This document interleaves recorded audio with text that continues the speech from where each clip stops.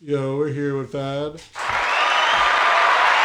What's going on, man? Yeah. Oh, yeah. Nice to finally come here. Jesus Christ, it's hot.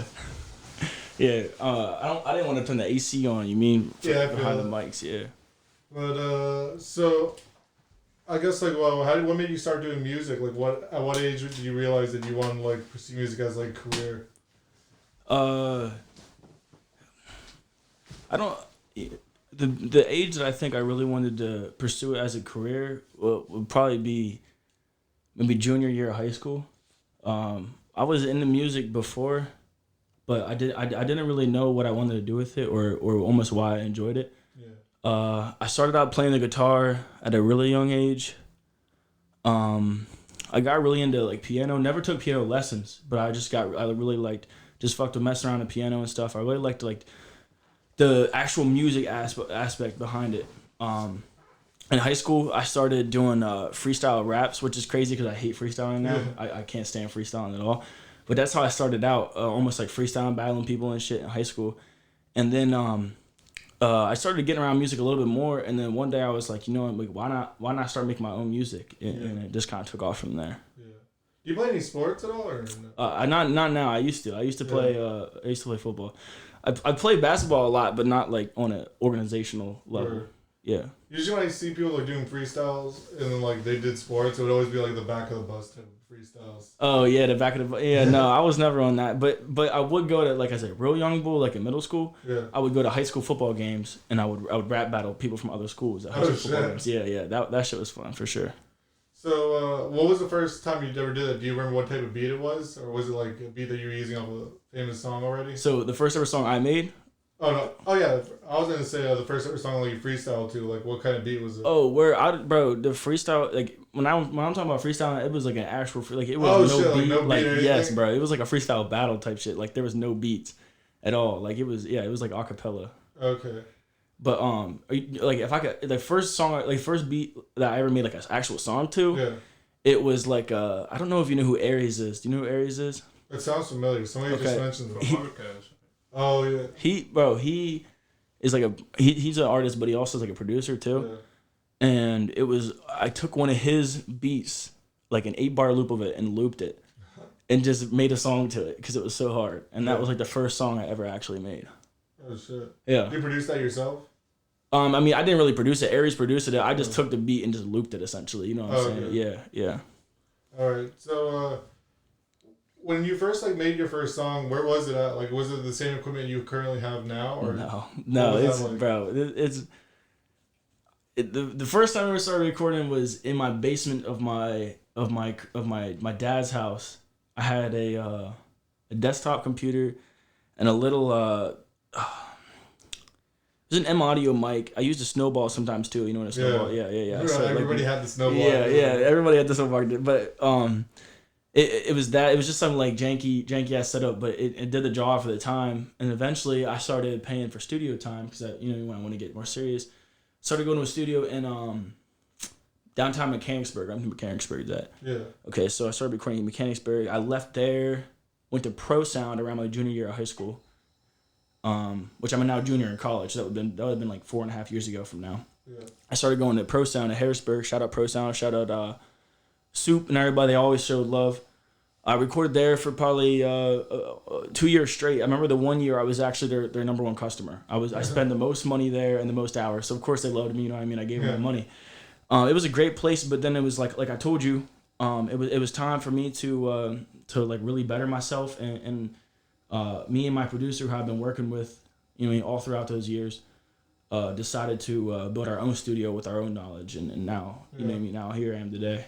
You really did it over here, bro. Like, this is actually like pretty clean setup you got right here. No, yeah, I appreciate it. Yeah, for sure. It's taken a while. Like, there's definitely been upgrades. We just recently put the hardwood flooring in. Yeah. It was carpeting here before, so. And then, bro, it was so many stains after like a year of carpet, so I'm glad to have the hardwood floor in here for sure. Yeah. So, do you have like a good customer base here? Like, do a lot of people come out here? Do you say? So we used to have a great customer base. Yeah. I'm gonna put it this way. I don't ever run sessions. Yeah. You know what I mean? The studio is a studio for me because I'm an artist. I record here. My producer Zerby Shout out Zerby. He runs sessions out of here sometimes, but he doesn't take it seriously. He just does it to do it sometimes, like with different people. Excuse me. Back in the day, though, back in the day, I mean long ago, like COVID times when like all the studios were shut down. Yeah. We decided to open up sessions here, and everybody was coming here. Like we had a lot of people from up top, Williamsport. Yeah. A lot of people from York. A lot of people from Chambersburg, Shippensburg, Harrisburg. I mean, Allentown, like a lot of people. And I think the reason why was because no other studio was open. Yeah. So everybody was coming here. And then once people started posting their stories like, yo, they got a good sound here, everybody wanted to get a session. And it was cheap. I think Zerby was running sessions for like $35 an hour, which is like, it was ridiculous. You're not going to get that type of quality nowhere. Especially with COVID too, like you could like upcharge like the fuck out of that. Facts, bro. But I don't think it was about the money for Zerby though. Yeah. Real shit. That's actually the first time I really like got to meet and talk to Reek. Reek would come here and record. Shout out Reek. He would come here and record. He's a good guy, and it's cool to see his career now taking off to the level it's at. Yeah, I heard he just had like a crazy jump up. Like, is he from around here or Jersey? No, I could be wrong. This is to my knowledge. I could be wrong. I'm pretty sure he's from Williamsport, but he claims Harrisburg. But I could be completely wrong. So if I'm wrong to whoever Reek, I'm sorry. I'm sorry. I'm pretty sure though that he was from Williamsport. Oh, okay. Like I said, I could be completely wrong. Yeah. So have you always just done music around here, or did you ever like travel anywhere else to do music? Yeah, that's a good question. Mostly around here. Where we're at right now is where I grew up. Well, I grew up Harrisburg area. Came here. Yeah. Now I'd be living in like Shippensburg, Chambersburg area, but here and there I've traveled. I want to make it out to Nashville because, You're out there. Yeah, Jay Razzie is an artist. I've never met him in person. He's a real good guy though. He's underground. I might have to put you on then. He's real tough. You like Juice WRLD, like a Juice WRLD type of vibe? He's got like, bro, his voice is almost identical. It's crazy. Oh shit. I want to go out there and link with him sometime. I've been to New York City. I worked with this guy. His name is Moody the Prophet. Shout out Moody. He got us a studio in Brooklyn. Yeah. It was crazy, bro. It was weird. Like, I remember we got in an elevator, went up, I don't know how many stories, and it was just like this real narrow ass hallway. It was like smoky as shit. We opened up some random door, and it was like this big studio that's hidden like inside of this building. It was so weird. Shit. It was right in downtown Brooklyn too. That was fun. I also did end up getting COVID after that trip. So yeah, I traveled a little bit here and there. I'd say the farthest would probably be New York City though. Nothing crazy. Yeah. So what were your performances like? Did you have any performances before COVID at all or no? Yeah. Actually, my most successful performance was before COVID, and it was a show I threw myself. And when I say most successful, I should say the most fun I had doing a performance and the most like feedback I got from my audience, because I did open up for Polo over this past summer in May at York on the roller rink. Yeah. I think that was like 3,500 people. So I'm not gonna say this show before COVID was my biggest show. It wasn't, but it was definitely like, it was 100, maybe like 150 people. It was under 200. It's like 150 people in a small venue, but it was a show I threw. You know what I mean? So everybody that was there was fucking with my stuff, and I would rather have a room full of 150 people that are really there to see me versus like a room with 3,500 people. Like, and listen, I understand like shows like that is part of the music business. You know what I mean? Yeah. Like, that's stuff you gotta do to get your music out there, but I hate doing that shit because I feel like it's like me just trying to sell myself to these people. Like, listen, this is me. I know you don't know me. I'm telling you that you should fuck with me. But in reality, when shows are actually fun is when you're going because people are going to see you because they fuck with you. You know what I mean? So, I mean, but yeah, I did have a show at the Factory, which is in Liverpool. It's like going up towards Williamsport. It's on the highway up there. A lot of good people popped out. It was a lot of fun. I had some people from around the area that rap too, like open up for me and give them experience to perform too.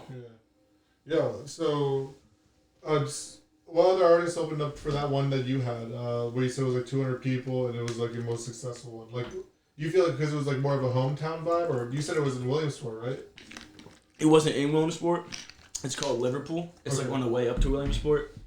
But yeah, it definitely was a hometown vibe because, like, I feel like a lot of the people were from the area. You know what I'm saying? Like, nobody was traveling far for that shit. And also, that was 2 years ago, so I didn't have the fan base I have now.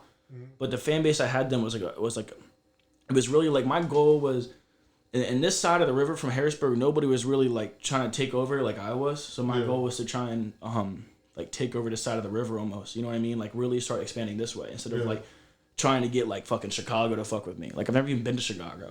Why am I trying to get Chicago to fuck with me? Why not? You know what I mean? I don't care where I'm from. You could, you know how it is. You said you're close to the sticks a little bit where you live. Yeah, I got like 20,000 people that live in my town. Okay, so it doesn't matter where you're at now in society with the internet. Everybody, you know what I mean? It's so easy to get involved with shit. It doesn't matter if you're in the sticks or from New York City. You know what I'm saying?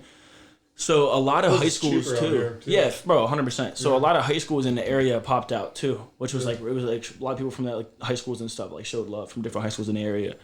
The people that opened up for me, King J. I don't know. Like I think he said he might have talked to you before. I'm not sure. But King J, Tajon, English, and my most recent show I also had DOG. Shout out DOG. He also opened up. So it's just like it's people I work with on a personal level. You know what I mean? That I wanted to open up for me, and people that I really like believe in. I didn't just want nobody. You know what I mean? It wasn't about the money at all. So did you like orchestrate that show? I guess like to where you want to like a certain sound we perform there. Yeah. I definitely like the show that we're talking about. I set the whole thing up. Like I'm talking about like location and the whole setup of everything. Who's performing and how many performing and what they're performing, like everything. Yeah. So, with your image, do you try to like promote like a brand that like you throw shows to, or is that just like a side thing? No. I don't even want to throw shows. I just did that almost. You know how the whole saying like if you want something done, do it yourself. Like get something done right. It's like I did shows before that I didn't set up, and like bro. People, I'm a very organized person. Yeah. People are so unorganized. Yeah. And I performed some unorganized shows and I hated it. So I'm like, I want to throw a show that I can enjoy, and that was the way for me to do it. It's like if I want it done right, I gotta do it myself, type of shit. So that's why I did it. I've only ever thrown 2 shows, and I haven't thrown a show since. So it's like it's not that I don't want to get into doing that. I know you talked about wanting to get into doing that. It like, bro, if you're looking into doing that, it's definitely a good moneymaker if you do it right. And you obviously like, you mean doing the stuff that you're doing, you definitely have to be organized to an extent. So you probably be, but I mean, bro, some of the shows in York at that rollerway are just a mess, bro. Yeah, I mean, it looks like it's kind of cool just because like it looks pretty like packed. I went there once for the Little Sky show. Yeah. No, like it has nothing to do like, bro, they get people out there. I just mean like even people that are involved with it, people that have worked sound in there and stuff, like they're like, bro, nobody really ever knows what's going on. Yeah. The owner kind of is just running around and he's confused too the same night. And I'm not throwing no shade at nobody, you know what I mean? Everybody does their own thing and it works out, you know what I mean? Yeah. The owner, Frank, like shout out Frank, I'm not talking no shit. He's making money, he's doing his thing. It's just like, for me, shit has to be organized on a certain type of level. Other people can work in chaos. I can't work that way. You know what I mean? Yeah, when you just mentioned that roller rink, I just thought about that pizza I ordered there. The worst pizza. No, you got pizza there? Yeah, I've ever had in my life. I waited like 20 minutes for that pizza. I ate no food there at all. No. Bro, that was critical. Like that, like... You said you saw Skies there? Yeah, it was that Skies concert they did right after COVID. That's tough, yeah. What was like with COVID with the whole people wise? Did he have it packed or? Yeah, it looked like there was at least like I want to say at least like maybe 600 people there. Yeah, all right, that's smooth.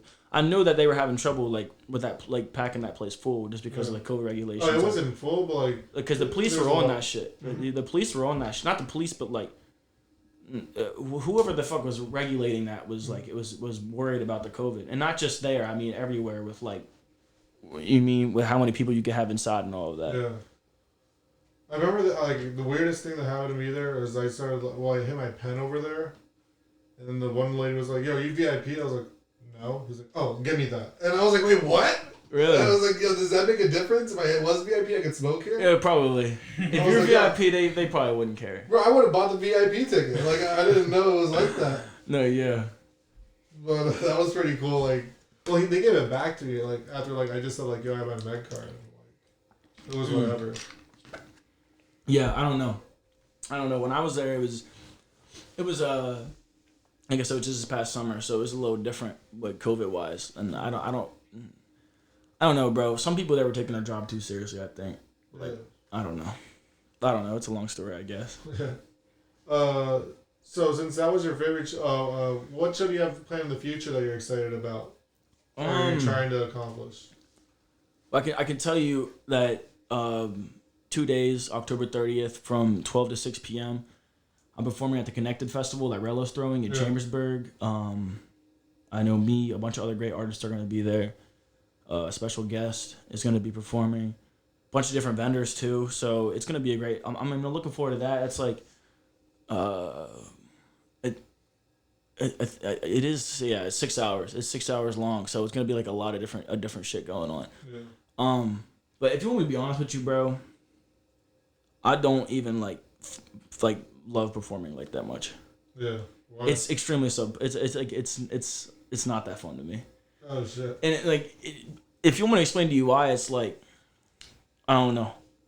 It's fun, bro, when like everybody's there to have a good time. Yeah. But like nowadays, bro, like I don't know. Some shows, like I even go to shows where I'm like in the I've been to a couple Uzi shows, you know what I mean? Like where I'm in the crowd.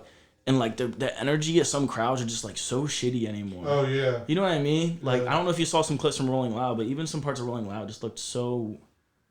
I don't know. Bro, I was at Made in America, and it was, like, really, like, on and off. Like, not even, like, artist to artist. Like, you know, this artist is cool. Like, no, it was just, like, every song was just, like... Yeah. They couldn't, like, keep a vibe together. Yeah, and, like, I know, performing is just part of the music industry and something you gotta do. And I also know that like that's how artists make their money. Mm-hmm. Like that's how everybody makes their money right there is performing. But when it comes down to it, bro, like I tell everybody around me all the time because I have this great team around me, but excuse me, I got like people on my left ear, people on my right ear, all these people telling me all this shit. You gotta do this, you gotta do this, you gotta do this, you gotta do this.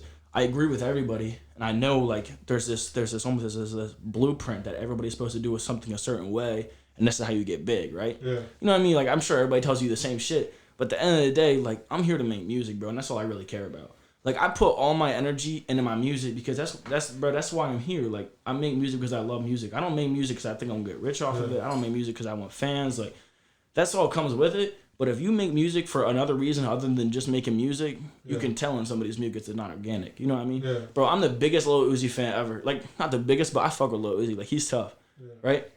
I remember he said that somebody asked him how he got into rapping, and he was straight up. He said, I thought it was like, I wanted to be cool in high school, and there was a kid in high school that was rapping, and I wanted to be cool like him, so I just started rapping too, and he thought it was an easy way to make money. Mm-hmm. He got big, don't get me wrong, but it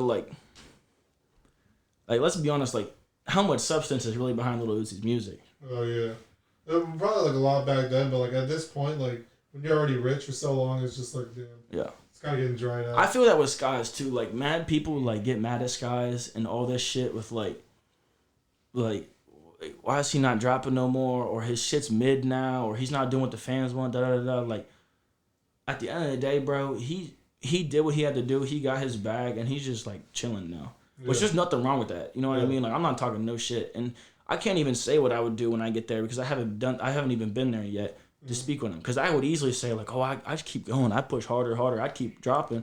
But like, nah, bro, in reality, I lazy as shit. I would be out. Yeah, like I'm not even at that aspect yet. Like I feel like he's at the point where he's got his bag. Like he's not done. He didn't quit. But he's at the point where he's like, I can just chill now. Yeah. Like he's not even living no crazy life. Like I got a lot of respect for him when it comes to that. Like he's just chilling in Chambersburg. Nice ass crib there, you know what I mean? Like, there's nothing wrong with that, bro. Like, he's just living his life. Like, some people I feel like almost don't know when, like, they just keep climbing, but they don't even know what they're trying to reach. Yeah. You know what I'm saying? I don't know. That's sometimes how I think about it. Yeah, like, at this point, like, when, like, Drake and, like, Kanye were beefing, I was like, bro, like, this is like a battle of the gods. Like, I don't even know, like, what are you guys fighting about? Like, I can't even... What album did you like more? Party-wise, I liked, like, CLB more because, like, they have more hits. But, like, as a collective project, probably Donda. I can agree with that 100%. I like when people always say is, like, you can't compare the two because, like, Drake makes hits and Kanye makes art. You know what I'm saying? Like, bro, if you want a hit maker and you want something that's gonna play at a party, like you said, or something like that, you're gonna throw in some Drake. Yeah. But if you you hit the nail on the head when he's like as a project, bro. Like collectively as a project, if we're just gonna sit in a room, like dim the lights, you feel me? Like for an hour just listen to music, that Donda is gonna take you like your whole soul to another level versus like just listen to CLB.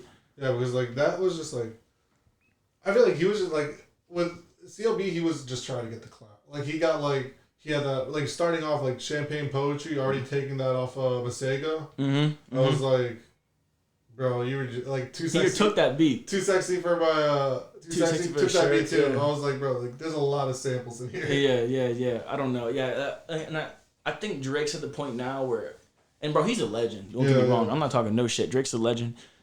You know what I mean? But I think he's at the point now where he knows that he can almost drop anything and it's gonna do well. Yeah. You know what I'm saying? Like, bro, he can drop anything and it's gonna get hyped. It's gonna do well. He dropped that song with he dropped that feature with Smiley. That was a shot out of the dark. That song was terrible. Yeah. But his part wasn't. But the song as a collective was terrible. Like, it was just seemed like, yo, here, I'll pay me like $500,000 for this right here. He was like, okay, deal. Bro, and that Smiley guy now, like, he's really.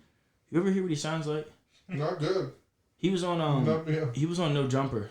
Oh really? Yeah, bro.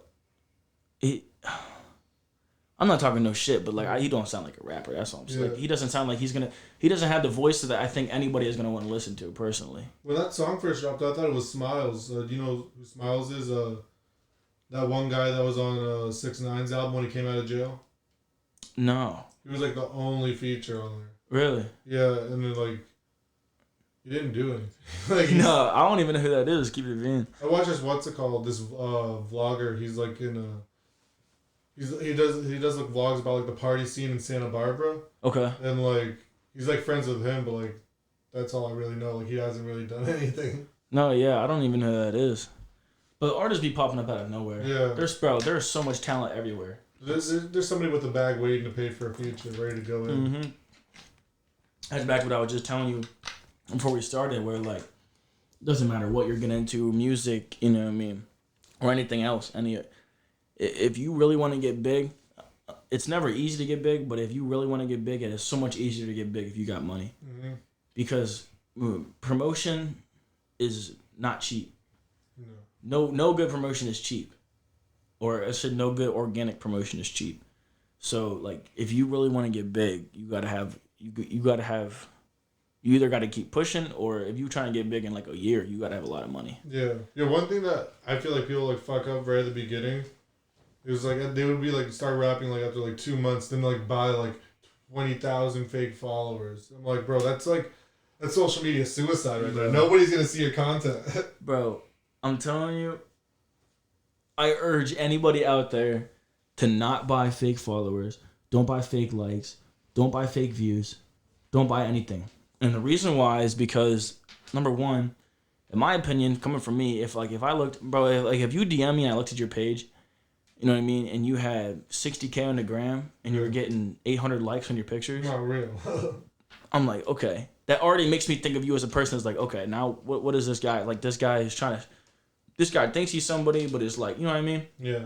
Which, by the way, he did not do that. I'm using that as an example, but like, that's number one. Number two is like, bro, the whole like fake it till you make it shit sometimes is just, it doesn't work. Yeah. People thinks it works, it doesn't work, because if you're so caught up in this fantasy, you're never gonna actually work on like your own shit. Like, bro, if you start paying, like people pay for views, I don't understand that. I don't understand the pay for views, because it's like, how do you even see if you're growing or not? And how are you even seeing if people are really fucking with your shit?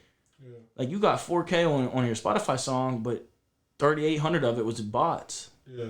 You know what I mean? The only way I can see people paying for fake views, like, and it actually works out, is if they have like some kind of stipulation in their like deal where they have to like reach a certain number. Oh, bro, there's expectations to everything. Don't get me wrong. Yeah. There's times when I think there's expectations to everything I just said. There's times that shit will make sense. I'm just saying overall. Oh yeah, the beginner, not a good idea. Yeah, like people will like, yo, I just shot my first song on SoundCloud. Yeah. Check it out. You dropped it an hour ago. You checked, he's got 60K on the song already. What the fuck, bro? This is your first song you ever posted. How do you have 60,000? You know what I mean? It's already like, it's not believable. Yeah, and not even that. It's like, is this the type of person I want to fuck with? You know what I mean? Like, I don't know. So do you want to preview any music that you're about to drop, or just like promote any music? Yeah. I can. So I got a song that I'm dropping with or not a song. Well, yeah, a song and a video that I'm dropping with Tanner Hench. Yeah. Shout out Tanner Hench, TH Media. We just shot our second video. I'm dropping. It's a single. I'm dropping it November 5th, 1 p.m. But I don't know. This might be up by then. This might not be up by then. But this might be up in like 6 days actually. Right. So maybe this will be up before that. It's called Again. I'm not sure my release schedule after that, but I am working on a tape behind closed doors. I haven't worked on a tape in a long time, a project. I've just been really working on singles and pushing out music videos and whatnot. But I think it was really time for me to like try to like put a lot of my work together and make like a tape that kind of like really flows well together. Mm-hmm. So I can play something of that if you want. Yeah, I like that. This I don't even have a release date for the tape. It might drop around. I'm hoping for February of next year. So about 4 months from now, 5 months from now, around there. And is this song you're gonna show like pretty much like a taste like what we could expect in the album, or is like the whole like album gonna flow around like this type of vibe? So the whole album is not gonna be this exact vibe, but the whole album is like I'm just bringing a different type of energy. I kind of want to like I feel like every tape, every project I put together almost has its own like. Not every song is gonna sound the same for a reason. I want it to just be like a not a collage, but like just so many different vibes. Almost like it tells a story. You know what I mean? Like not everything's gonna sound the same. It's not gonna be like.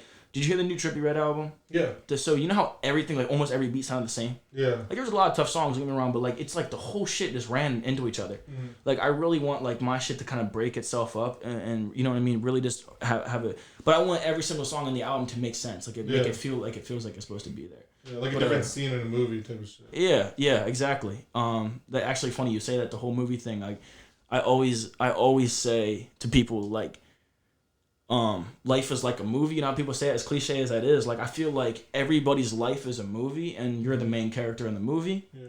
And if you're not a main character in your own movie, that's a problem.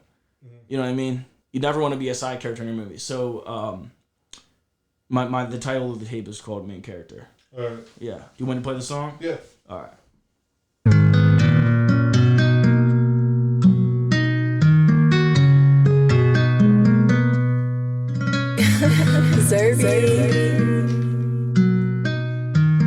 Stafford, this shit fine. She never talk to me, that's why I love it. Most of these bitches, they talking, we dubbing. Love when you open your mouth when I'm coming. Let that shit drip out the side of your stomach. Nasty, for sure she is. Skipping dessert, saving room for my kids. Made me go crazy, I'm losing my shit. I fall apart when she moving her head. So crazy. I'm getting twisted, I pour up a cup full with a girl I don't even know. She never alone, won't bring her friend. I don't give a damn, cause I fucking both. Don't know what you're seeing me, it's on D&D, so I can't hear my phone. Why would I fuck with you now? You never down, you fuck my zone up. I fucked around, accomplish a sound and make my shit blow up. You invite me to shit, but I promise I'm working. I got a rare talent, I'm working on life, and I promise I love you, but I don't got time to show up. You understand we all grown up. I'ma still drink till I throw. Very little bitches in the world go past us. Bitches in their feelings cause they wish they would've kept us. Long night dreams, I've been thinking about your wet puss. Fuck so good, baby, that shit was the best, yeah. I've been pulling numbers at my phone by the boatload. Never hit a bitch back, baby, I'm a bozo. Brown bitch bad, but she crazy, loca. Brown fitted hat just to match the mochas. Fuck up, baby, we all fuck up, baby, we all fuck up. Sometimes I forget myself, but sometimes I relieve myself, yeah. Fuck up, baby, we all fuck up, baby, we all fuck up, baby, we all fuck up. Sometimes, yeah, sometimes, yeah. The way her body moves, it's killing me so slowly. She's moaning over the music, it's a symphony. Don't hold me, I'd kill for some real love shit, that's not me, don't quote me. Got a sidekick with a side bitch, for the side shit, still coping, it's crazy. I'm getting twisted, I pour up a cup full with a girl I don't even know. She never alone, won't bring her friend. I don't give a damn, cause I fucking both. Don't know what you're seeing me, it's on D&D, so I can't hear my phone. Why would I fuck with you now? You never down, you fuck my zone up. I fucked around, accomplish a sound and make my shit blow up. You invite me to shit, but I promise I'm working. I got a rare talent, I'm working on life, and I promise I love you, but I don't got time to show up. You understand we all grown up. I'ma still drink till I throw up. Yeah, I feel like this type of vibe. Yeah, bro, this is like what I wish. You know that guy Arizona? Arizona Zervis? Yeah, this is like, since he didn't really put out music, this is what I wish like type of music he should have put out. Right here? Yeah. Yeah, He's the guy who did Roxanne, isn't he? Yeah. Yeah. He does have like so much talent. Do you know who Sueco the Child is? Sounds familiar. He's working with him and Sueco are like really close now, I think. And they had a song dropping together. They're marketing their shit on TikTok so well. Yeah. But, bro, I'm just like they're just signed with he's signed the same label with Lil Nas, right? I really don't know much about labels, but he might. Yeah, I don't really know. That song was produced by Zerby and I think it's Stafford. I think Stafford also. I think he co-produced that with Zerby. Yeah.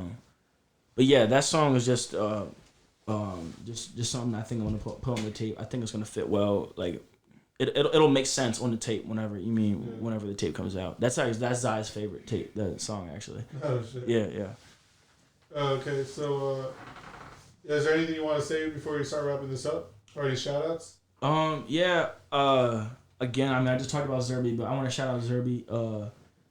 Like I said, he's been, bro. You know how expensive beats can get. I know rappers know how expensive beats can get. He's been producing my shit for years now, and he's really talented.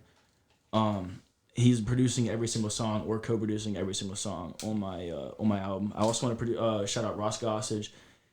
He's a guitarist from Mechanicsburg. I think he's got like he might have 30K on Instagram or not on Instagram on YouTube now.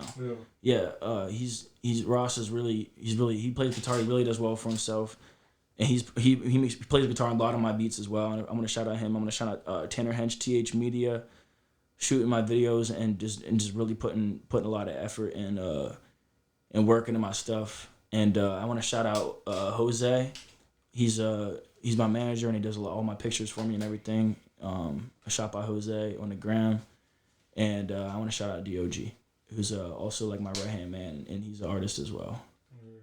Yeah, but it was nice talking to you, man. It was for sure. It was a good time. Nice talking to you too. It seems like you really got a really big team to like putting you back. Yeah, there's so many people I missed. English, King J. I mean, there's a lot of people that I'm not even thinking about right now that I should be thinking about. Yeah. Shout out Zai. I know you just did a podcast with her. But yeah, there's just a lot of talented people around me, bro. Oh, shout out Deshaun. Shout out Subtle. He's a great videographer. He's really talented. Yeah, bro. Like I said, I think it's important to really like find people around you that like you can trust and that also are talented at the same time, because like, it's so much easier to move as a team than move by yourself. Yeah. Some people want to just do this shit by themselves, and it's not worth it. Yeah, it's possible, but like, it's like definitely a lot longer road. Yeah, for sure. But at the same time, you don't want to surround yourself with people that, you know what I mean, that you can't trust, or people that there's other people around you that could be around you for the wrong reasons, for sure. So. Yeah. All right. Yeah. Thank you.